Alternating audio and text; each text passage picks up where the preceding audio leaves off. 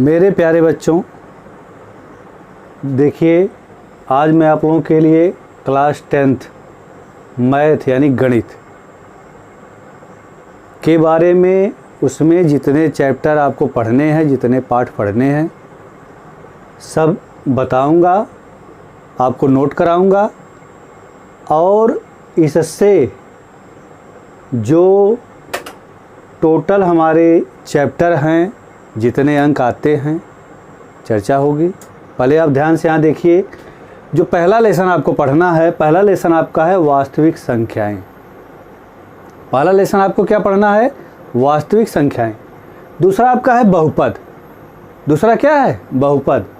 तीसरे पे हम आते हैं दो चर वाले रैखिक समीकरण युग्म। दो चर वाले रैखिक युग्म कहा जाए या दो चर वाले रैखिक समीकरणों का युग्म। चौथे पे बात आती है द्विघात समीकरण, यानी कैसा समीकरण? जिसकी घात 2।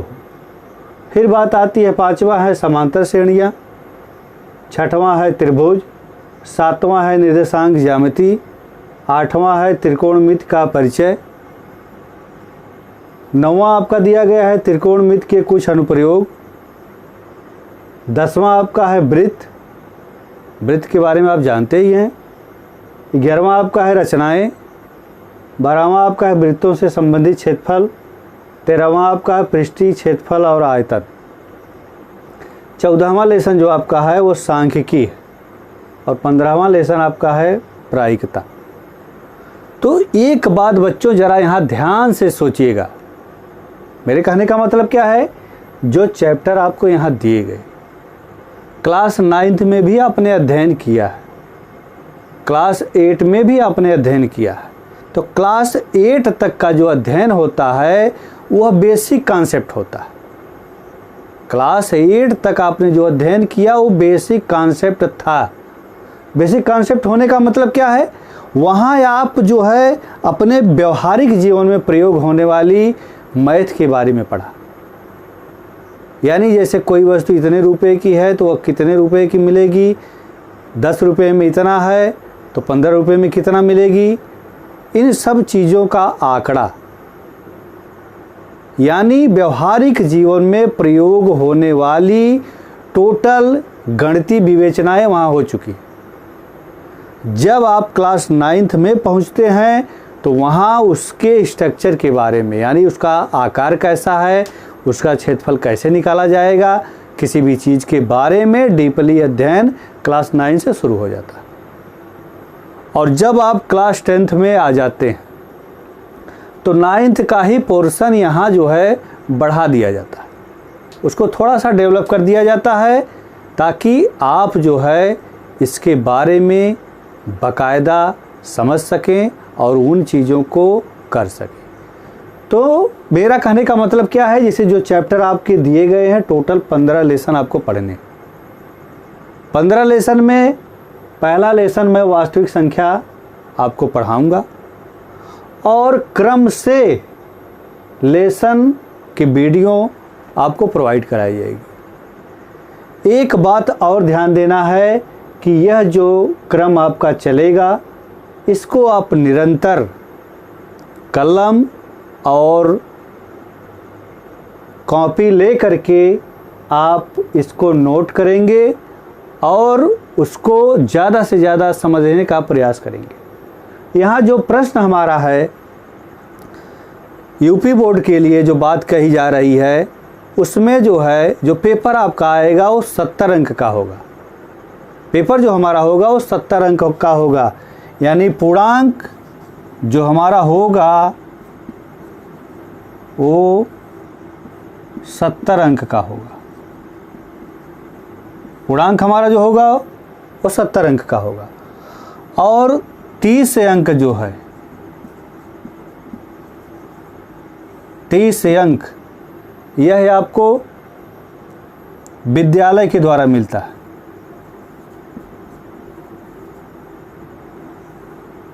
विद्यालय के द्वारा जो है आपको 30 अंक दिया जाता है।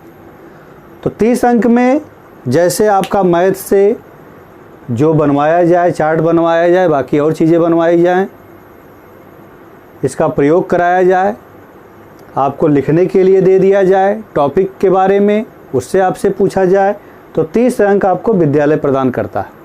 तो 70 अंक ये और 30 अंक ये मिलकर के टोटल 100 अंक का आपका मैथ हो जाता है, 100 अंक का, यानी टोटल पूर्णांक आपके 100 हो गए। अब प्रश्न जो आता है, प्रश्न की टाइप जो होती है वह होता है बहुविकल्पी प्रश्न। बहुविकल्पी प्रश्न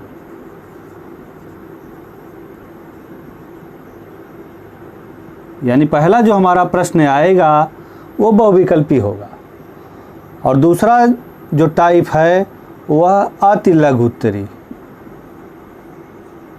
अति लघु उत्तरी प्रश्न।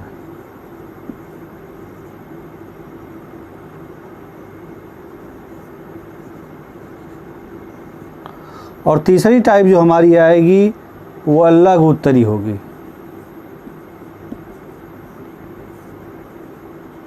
लघु उत्तरी प्रश्न। और चौथी टाइप जो हमारी आएगी, आखिरी टाइप जो है वह दीर्घ उत्तरी प्रश्न, दीर्घ उत्तरीय प्रश्न।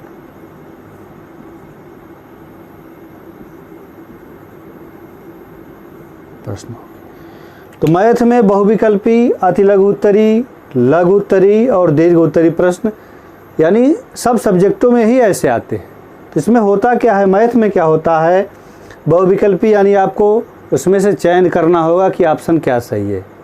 4 विकल्प दिए रहेंगे, उसमें से आपको एक को सही कर लेना होता है कि ये सही है। अति लघु उत्तरी यानी छोटा सा प्रश्न होता है जिसका सलूशन बिल्कुल छोटा होता है। लघु उत्तरी में सलूशन अति लघु उत्तरी से थोड़ा बड़ा आता है, और दीर्घ उत्तरी जो होता है ये सबसे लॉन्ग आंसर टाइप क्वेश्चन होते हैं, इनका सलूशन लंबा होता है। तो इस टाइप के प्रश्न आपको परीक्षा में आएंगे, और टोटल 100 अंक आपको मैथ में अर्जित करना होता है, जिसमें से पूर्णांक पेपर आपका 70 अंक का होता है और विद्यालय की तरफ से 30 अंक आपको दिया जाता है।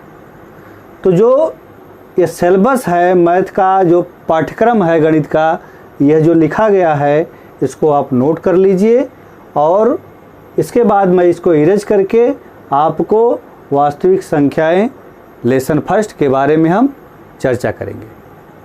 तो आप इसको नोट करिए।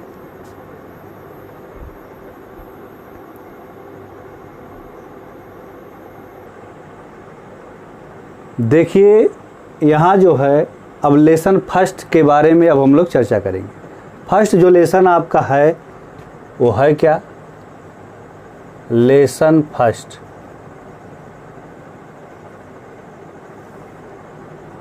वास्तविक संख्याएं।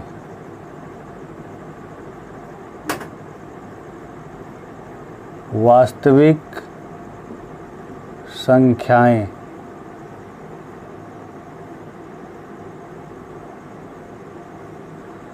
लेसन फर्स्ट हमारा है वास्तविक संख्याएं, जिसको इंग्लिश में कहा जाता है रियल नंबर।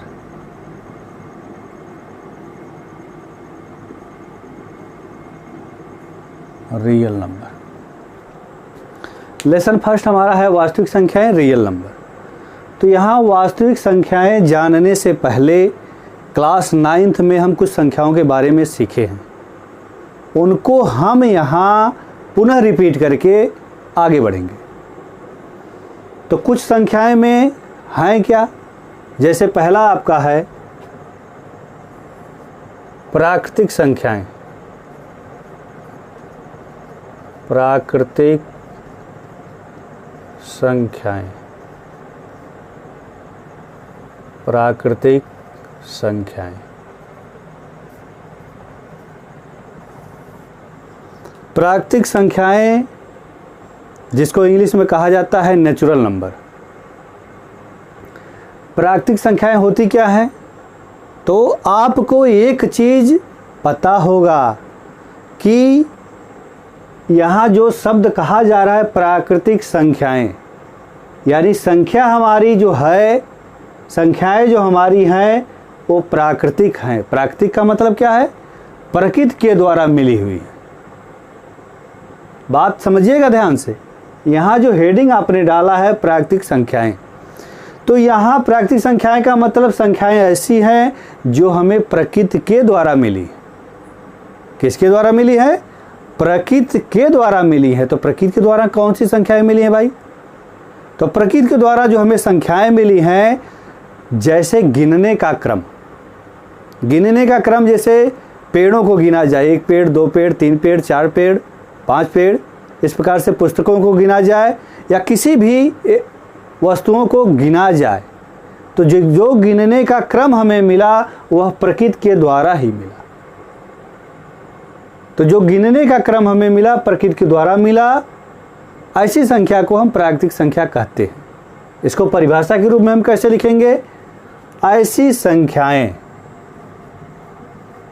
ऐसी संख्याएं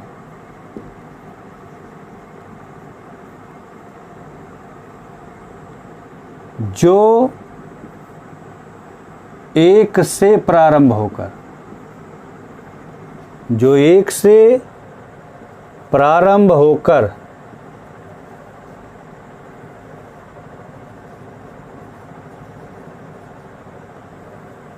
जो 1 से प्रारंभ होकर अनंत की तरफ जाए, अनंत की तरफ जाए, अनंत की तरफ जाए, तो ऐसी संख्या, ऐसी संख्या प्राकृतिक संख्या कहलाती है।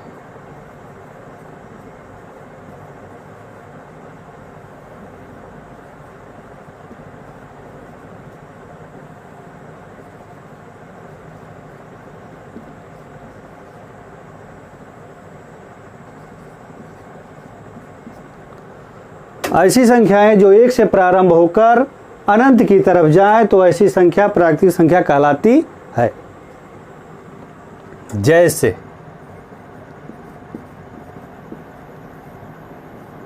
जैसे में आप जानेंगे 1, 2, 3, 4, 5 up to dot dot infinity. तो इस प्रकार की संख्या जो दी गई, इसको हम प्राकृतिक संख्या कहते हैं। इन्फिनिटी शब्द जो लिख दिया गया, इन्फिनिटी शब्द जो लिखा गया, इन्फिनिटी का मतलब अनंत। अनंत तक तो पहुंचना बहुत मुश्किल है। जिसको हम गिन सकें, यानी जितना गिनना संभव होता है, वहाँ तक टोटल संख्याएं प्राकृतिक संख्याएं कही जाती। अब तो आपको स्पष्ट हो गया होगा कि प्राकृतिक संख्याएं किसे कहते हैं। दूसरी संख्या की बात आती है। पहली संख्या आपने पढ़ लिया, दूसरी संख्या है पूर्ण संख्या। पूर्ण संख्या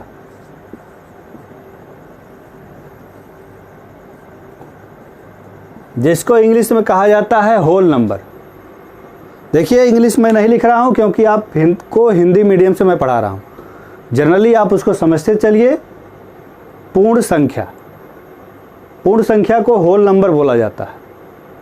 अब यहाँ देखिए, बात को आप समझने के लिए सबसे पहले जो शब्द लिखा जाए उसके बारे में फोकस करिए।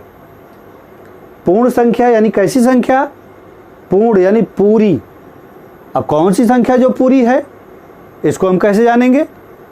तो आपको पता है कि संख्याओं को लिखते समय जैसे 10 लिखा जाए तो 1 के आगे शून्य लगता है।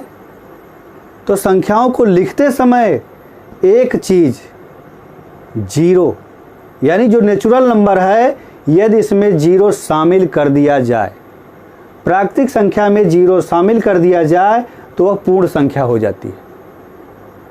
आप यहाँ कन्फर्म हो गए होंगे कि यदि प्राकृतिक संख्या में हम 0 बढ़ा दें तो वह पूर्ण संख्या हो जाती है।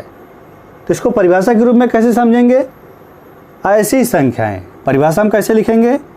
ऐसी संख्याएं, ऐसी संख्याएं जो यहाँ तो ये 1 से शुरू हुई, वो कहाँ से शुरू होगी? 0 से। ऐसी संख्याएं जो 0 से शुरू होकर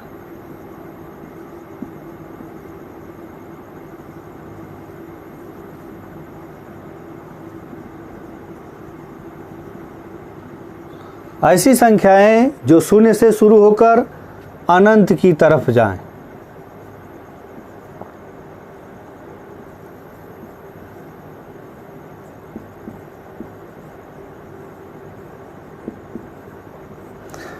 ऐसी संख्याएं जो 0 से शुरू होकर अनंत की तरफ जाएं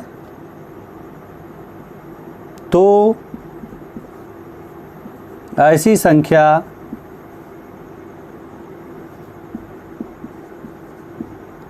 पूर्ण संख्या कहलाती है।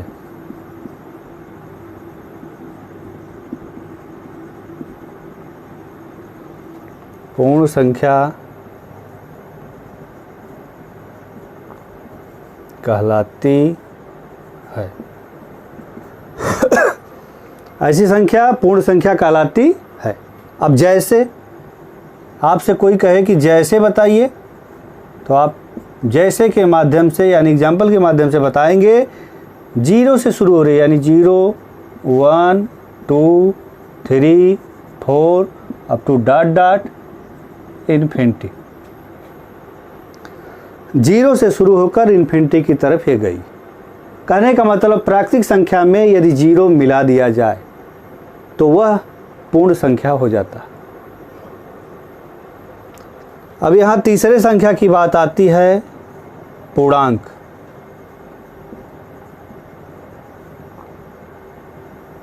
तीसरे संख्या की बात आती है पूर्णांक। अब पूर्णांक क्या होता है इसको आपको समझना है। पूर्णांक किसे कहते हैं? इसको इंग्लिश में इंटीजर्स बोला जाता है। इंटीजर पूर्णांक क्या है? यहाँ अब ध्यान से बात को समझिएगा। एक क्रम से मैं लेके चल रहा हूँ। यदि आप मेरी बातों को ध्यान से सुनेंगे तो हर स्टेप क्लियर होता चला जाएगा, नो डाउट। पूर्णांक क्या है? पूर्णांक में क्या होता है? 0 से शुरू हो, 1, 2, 3, 4 दिया गया इन्फिनिटी। और हमें पता है कि प्लस भी होता है और माइनस भी होता है। संख्याएं हमारी धनात्मक भी होती हैं, ऋणात्मक भी होती। तो पूर्णांक क्या होता है? पूर्णांक जो हमारा होता है वो 0 से तो शुरू ही होता है, 0 तो उसमें रहता ही है। 1, 2, 3, 4 जो दिया गया है, पॉजिटिव दिया गया है, यह निगेटिव भी हो सकता है। यानी +-1, +-2, +-3, +-4 up to dash plus infinity. कहने का मतलब क्या है? पूर्णांक हम कब कहेंगे? किसी संख्या को पूर्णांक हम कब कहेंगे? जब उसमें धनात्मक भी संख्याएं भी हों, ऋणात्मक संख्याएं भी हो और 0 भी शामिल हो।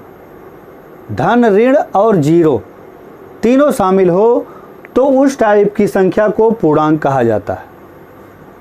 तो इसको परिभाषा के रूप में देखिए, ऐसी संख्या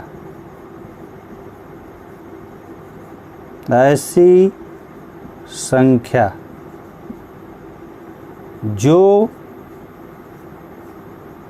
0, +-1, +-2, +-3 up to dash plus infinity को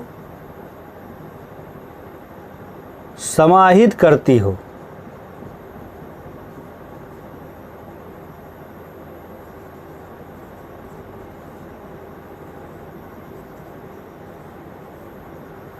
ऐसी संख्या जो 0, +-1, +-2, +-3 up to dash plus infinity को समाहित करती हो तो उससे हम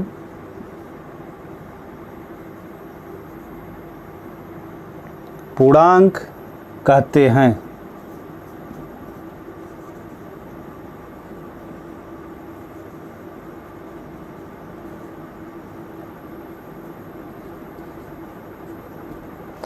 जैसे देखिए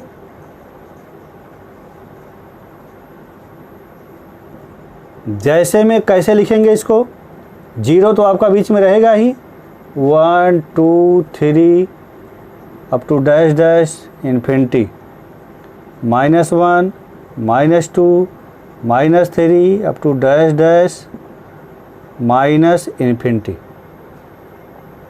कहने का मतलब ये जो क्रम दिया गया, 0 भी शामिल है, ऑल पॉजिटिव नंबर हैं इनफाइनाइट तक, ऑल निगेटिव नंबर है इनफाइनाइट तक। तो यानी सबका समूह जो है यह पूर्णांक कहा जाता है। तो आप यहाँ देखें प्राकृतिक संख्याएं, पूर्ण संख्याएं, पूर्णांक, 3 संख्याओं के बारे में आपने अध्ययन किया। आप इसको नोट कर लीजिए और मैं इसको इरेज करके अगली संख्याओं के बारे में आपको बताता। चलिए अब देखा जाए, 3 संख्याएं तो आपने वहाँ देखा ही है। अब यहाँ हमें देखना है चौथी संख्या कौन सी हमारी है। चौथी संख्या जो हमारी है वह भाज्य तथा अभाज्य संख्याएं, भाज्य तथा अभाज्य संख्याएं।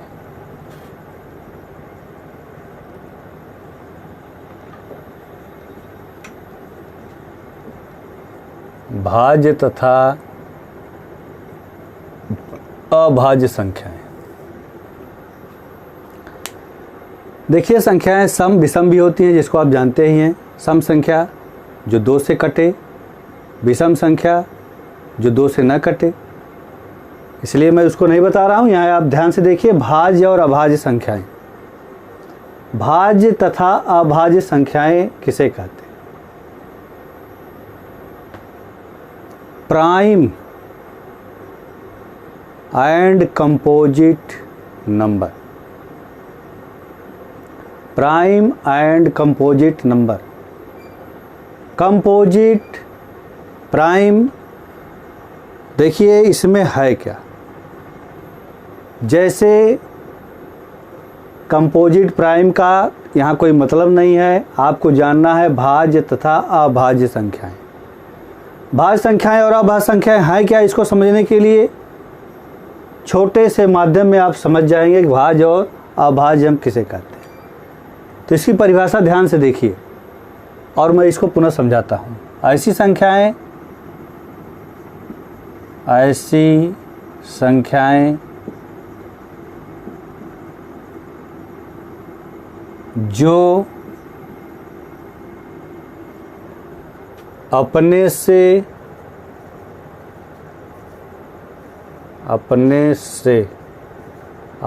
का मतलब स्वयं से। ऐसी संख्याएं जो अपने से, एक से तथा किसी अन्य संख्या से, किसी अन्य संख्या से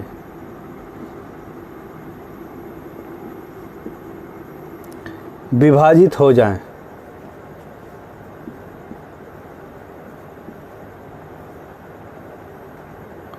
विभाजित हो जाए।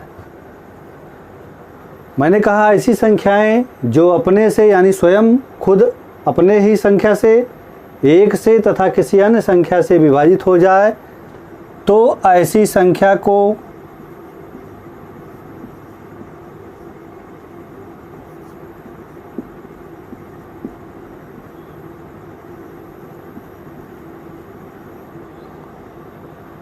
भाज्य संख्या कहा जाता है।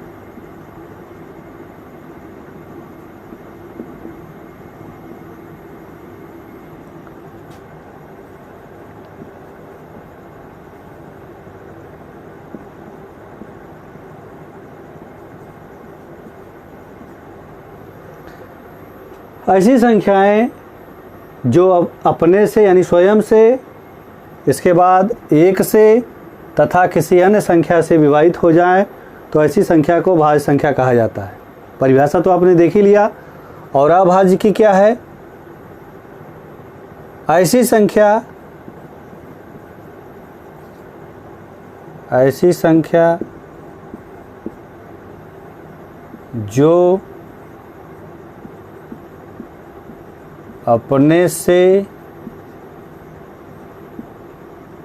एक से कटने के बाद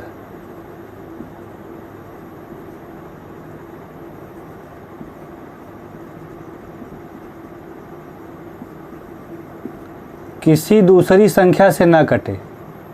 ऐसी संख्या जो अपने से एक से कटने के बाद किसी दूसरी संख्या से ना कटे।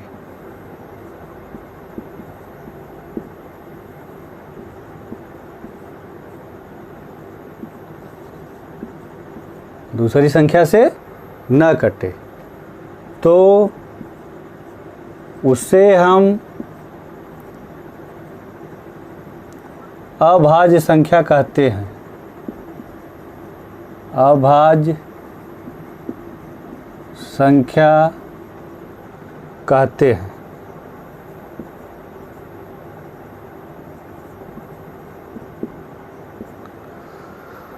परिभाषा तो आपने देख लिया, एक एग्जाम्पल के माध्यम से इसको हम बिल्कुल क्लियर कर लेते हैं। एग्जाम्पल देखिए,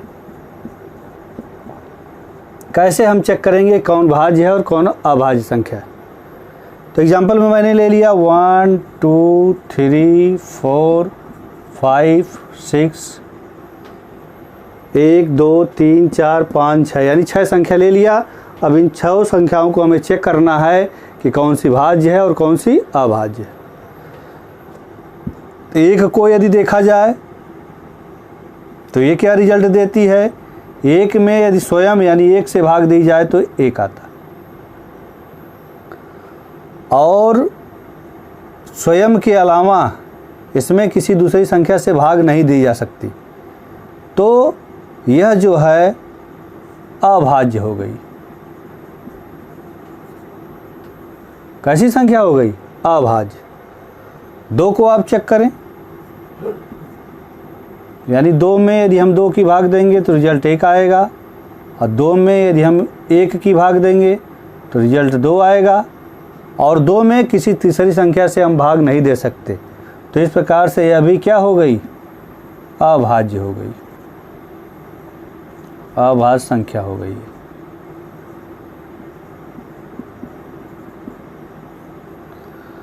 तीन आप ले लीजिए तो यह भी जो है किसी अन्य से नहीं कटेगी, तो यह भी अभाज्य संख्या हो गई। अब 4 को आप देखिए, 4 ले लिए, कहने का मतलब यदि मैं 4 को चेक करूं 4 हमारा भाज्य है कि अभाज्य। 4 में खुद यानी 4 की भाग दी जाए तो 1 आ जाता है। अब 4 में यदि हम 1 की भाग दें तो रिजल्ट 4 आता है। 4 हमारा 2 से भी कट जाता है, यानी तीसरी संख्या से 1 कट गया, तो 4 हमारा क्या हो गया, भाज्य हो गया, भाज्य संख्या। इसी प्रकार से 5 को चेक करोगे 5 आपका अभाज्य हो जाएगा, 6 को चेक करोगे 6 आपका भाज्य हो जाएगा। तो इस एग्जाम्पल के माध्यम से आपको क्लियर हो गया कि भाज्य और अभाज्य। भाज्य और अभाज्य का मतलब क्या है, अभाज्य क्या है, यानी इन दोनों के अलावा किसी तीसरी से वो कट जाए। अपने से और एक से तो हर संख्याएं कटती हैं, एक का कोई मतलब नहीं होता। अपने से खुद से कटे और किसी अन्य संख्या से कट जाए तो उसको भाज्य कहेंगे, यदि किसी अन्य संख्या से ना कटे तो उसको अभाज्य कहेंगे। तो इसको आप नोट कर लीजिए। इसके बाद मैं अगली संख्याओं के बारे में चर्चा कर रहा हूँ, नोट करिए। यहाँ आप देखिए, आपने देख लिया भाज्य और अभाज्य संख्याएं। चौथे स्टेप में हमने पढ़ा भाज्य और अभाज्य संख्याएं। 5वें स्टेप में हम क्या पढ़ते हैं, 5वां हमारा है परिमेय संख्या। परिमेय संख्या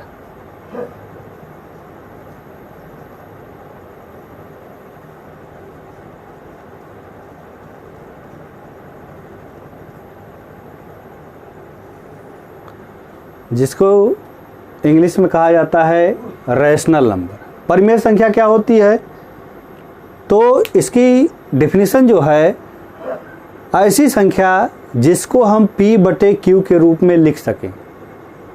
तो यहाँ कहने का सीधा सीधा मतलब है कि ऐसी संख्या जिसको हम बटे का रूप दे सकें। बटे का रूप, बटे का मतलब 1/2, 2/3, 5/6 यानी बटे के रूप में लिख सकें।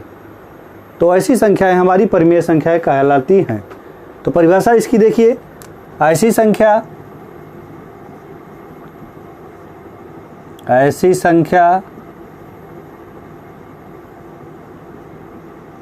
जिसे हम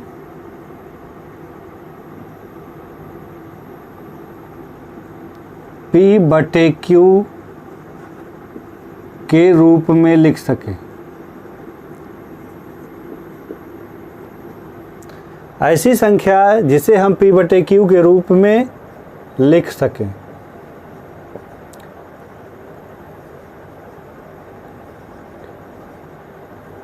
ऐसी संख्या जिसे हम P बटे Q के रूप में लिख सकें, P बटे Q के रूप लिख सकें तथा Q यानी हर जो है नॉट इक्वल टू 0, यानी हर का मान 0 नहीं होना चाहिए। Q नॉट इक्वल टू 0 हो तथा एक बात और यहाँ होती है, हर आपका 0 ना हो। और एक बात है क्या, P और Q यानी जो नंबर ये लिए जाएं वो ऑलवेज इंटीजर से लिए जाएं, यानी पूर्णांक से।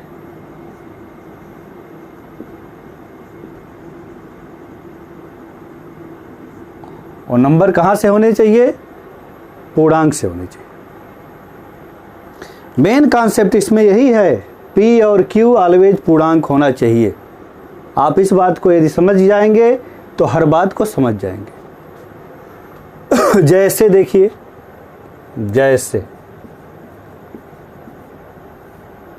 जैसे में मैं कह दूं 1/2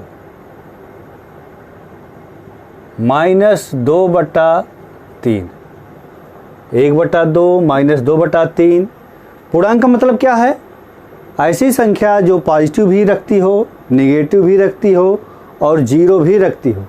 लेकिन यहाँ 0 जो है वह नीचे नहीं होना चाहिए, बटे में नहीं आना चाहिए। ये कंडीशन ये बताई गई, इसको छोड़ करके बाकी आल कंडीशनें होल्ड करेगा।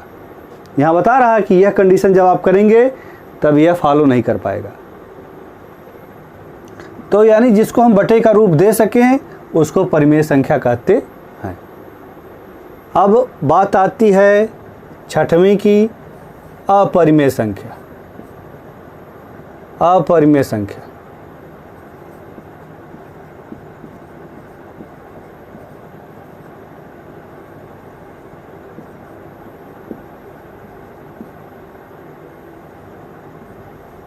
अपरिमेय संख्या जिसको इंग्लिश में इर्रेशनल नंबर बोला जाता है।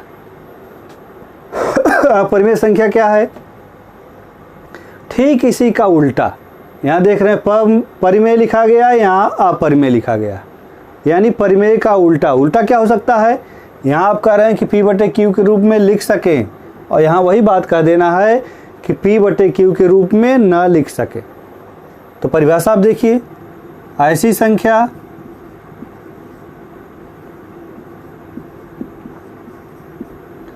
जिसे हम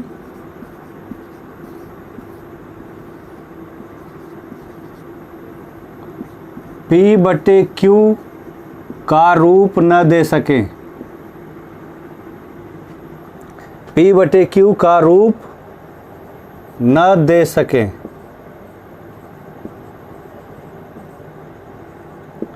उसे हम अपरिमेय संख्या कहते हैं।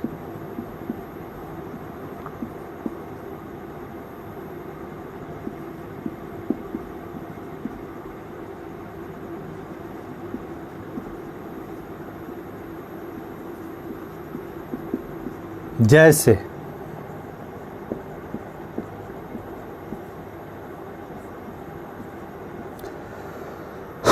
ध्यान से समझिएगा, बहुत ही बढ़िया कॉन्सेप्ट है। यहाँ यदि आप परिमेय और अपरिमेय सीख गए तो सब कुछ सीख गए। यहाँ बात आती है अपरिमेय संख्या की।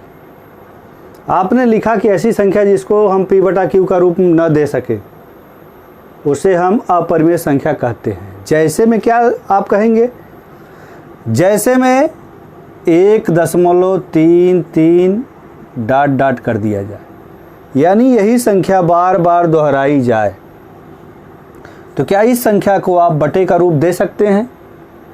इस संख्या को आप बटे के रूप में नहीं लिख सकते। इस संख्या को हम बटे के रूप में नहीं लिख सकते, यानी p बाई क्यू का फॉर्म नहीं दे सकते। तो यह संख्या कैसी संख्या हो जाएगी? अपरिमेय। और यही मैं दशमलव का एक और एग्जाम्पल लेता हूँ। 1.3 को यदि मैं कहूँ क्या इसको हम बटे के रूप में लिख सकता हूँ, तो आप जवाब देंगे यस। इसको हम क्या लिख सकते हैं?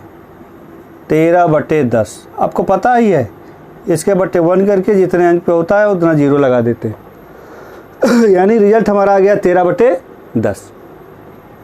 तो 13/10 हमने इसको लिख लिया, तो यानी p बाई क्यू फॉर्म ये हो गया। तो ये संख्या क्या होगी? परिमेय होगी। ये संख्या क्या होगी? परिमेय संख्या होगी। और ये क्या है? अपरिमेय संख्या। तो इस प्रकार से आप जान गए होंगे कि यदि दशमलव के बाद अंक बार बार आए, यानी उसका वर्गमूल हम निकालें। यहाँ एक चीज़ और ध्यान आपको देना है, जैसे मैं कह दूँ कि कड़ी में 2 क्या परिमेय का परिमेय है? तो कड़ी में 2 का मान यदि हम निकालेंगे तो 1.41 डॉट डॉट समथिंग आता है।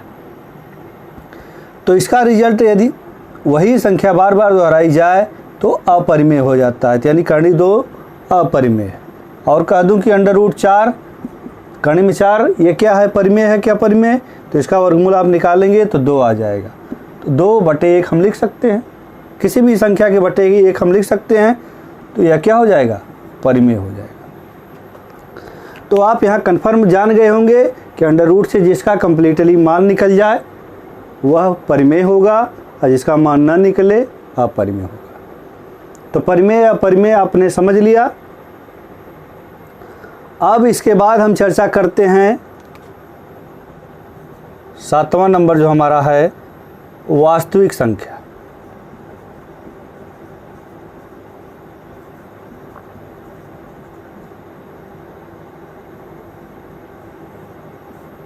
वास्तविक संख्या। ध्यान से आप देखिए, वास्तविक संख्या है क्या? तो यहाँ सीधी सी बात कही जाए, ऐसी संख्या जिसमें परिमेय और अपरिमेय दोनों शामिल हो। परिभाषा में आप कहेंगे ऐसी संख्या जिसमें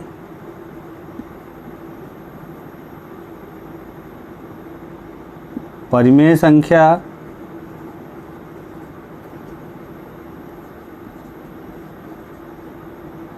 तथा अपरिमेय संख्या शामिल हों।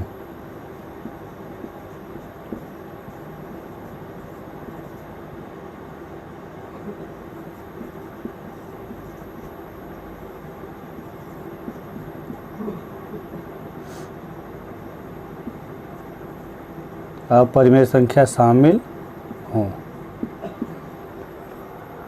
वास्तविक संख्या में छोटी सी डिफिनीशन है, ऐसी संख्या जिसमें परिमेय संख्या तथा अपरिमेय संख्या शामिल हो उसे हम वास्तविक संख्या कहते हैं। एक बात यह है, वास्तविक संख्या है क्या? यहाँ आपको मोटे तौर पर ये जान लेना है कि जितनी भी संख्याएं हम देखते हैं अपनी नज़र से या जानते हैं, सभी संख्याएं हमारी वास्तविक संख्याएं होती हैं, रियल नंबर होती है। रियल नंबर होने का मतलब क्या है? सबकी जननी, हर संख्याओं की जननी वास्तविक संख्या को कहा जाता है। यानी जितनी संख्याएं सब जनरेट हुई हैं सब इसके अंदर हैं। सब इसके अंदर होने का मतलब यह जो है सबकी जननी कही जाती है। तो यहाँ आपने हर संख्याओं के बारे में जान लिया। और जो लेसन हमारा है वह वास्तविक संख्या है। लेसन फर्स्ट हमारा क्या है? वास्तविक संख्याएं, रियल नंबर। इस पे हमारी चर्चा होगी।